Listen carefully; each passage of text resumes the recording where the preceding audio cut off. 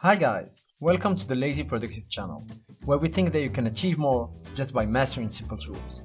This is the first episode of the Excel Beginner series, and first things first, we're going to start with the Excel layout, its tools terminology, how they are organized, and understand the setup of the spreadsheets.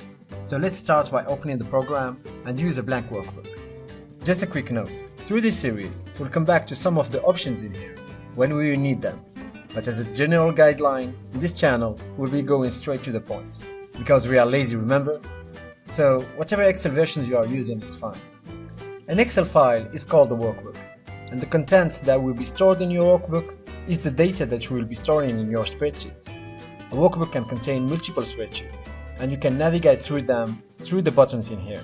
The different spreadsheets are called sheets. This is sheet 1, and you can add more if you like. Consider them as pages in a notepad, and just know that everything else are tools and action buttons that Excel organized for you in a way to make it as intuitive and as easily accessible as possible. Only your spreadsheets are important. Let's first have an overview of these tools. Here you have the Quick Access toolbar, which contains a set of commands that are customizable. You can add or remove some commands by clicking on this small arrow, like a command to save the workbook, to open a new workbook, etc. Next, you have the tabs. The Home tab, the Insert tab, the Page Layout, and more. When you click on a tab, it opens up the related ribbon of the tab. This is the ribbon of the Home tab, this one is the ribbon of the Insert tab, etc. And if we go one level below, each ribbon contains groups. For the Home ribbon, we have the Clipboard group, the Font group, the Alignment group, and so on. For the Data tab, we have the Get and Transform Data group, the Queries and Connections group, etc. And finally, the groups have a set of commands or action buttons that we can use. This is to say that all the commands that are in the same family of commands are declined into tabs, ribbons, and groups. So for example, in the ribbon of the Home tab, we have the Font group, which has buttons to increase the size of your text, make it bold, or change its color. All these commands belong to the same family, if I might say. You don't need to remember these by heart. I don't myself. You just need to understand the logic. So when you think you need to insert into the spreadsheet a form, for example, you will go to the Insert tab and look for it. There you have it, in the Illustrations group. Also, if you noticed, in the corner of some of these groups, there is what we can call Dialog launch buttons. As commands are grouped into the same family, some families have more members than others, and the Excel couldn't fit everyone in the group due to a lack of space. So what they did is expose the most used and useful ones, and let us have access to the other commands through the Dialog launch button.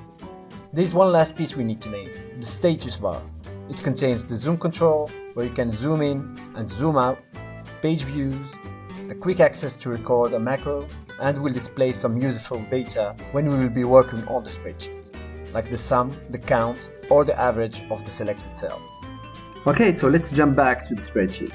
Again, this is the core of your workbook, and where all your data, calculations, and visualizations will be stored. The spreadsheet is made of columns and rows. As you can see, we have an A column, a B column, etc. Once you arrive at Z, the next column will be AA, AB, and so on. There are plenty of them. The same goes for rows. Row 1, 2, 3, and you can scroll down to look for more. Now, an important thing I want you to understand about the spreadsheet. The spreadsheet is made of cells, and every cell is independent and can contain whatever data you want, like just plain text, numbers, a date, or as we will see, a cell can also contain formulas, and we can make them interdependent if we want. But for now, let's just say that every cell contains its own data and it's independent. The second thing I want you to understand is that every cell has a name or an address if you prefer. The address of this cell, for example, is B2. It is called according to the intersection of the column and the row name. You can also see it in the name box right here. This one is called C3, this one is G4, etc. While we are at it, let's define range. A range can be the equivalent to a cell or can contain multiple cells.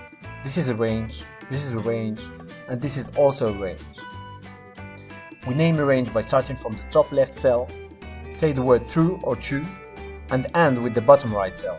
So this range is called the range from C2 to D4. And in writing, we replace the 2 with the colon, like this. Now, if we want to write something in a cell, you can just select it and start writing. Once you are done and want to get out of it, you can either press Enter or Tab or click elsewhere. If you want to change the input of a cell, reselect it and start writing again. But as you can see, this replaces whatever is written in that cell. So if you want to edit it, like for example if you have a misspelled word, you need to double click on it. That way you will have a cursor appearing and you can move around to the spot where we want to make the changes, using the mouse or the arrow keys. Alternatively, you can select a cell and change its contents in the formula bar by clicking in the spot you want to make a change, like this. The formula bar will contain the same thing as the selected cell, unless it's a formula. This is what we are going to see after. When it's a formula, the formula bar will show the formula and the cell will show the result of that formula. Perfect! Now you know the basics of the setup.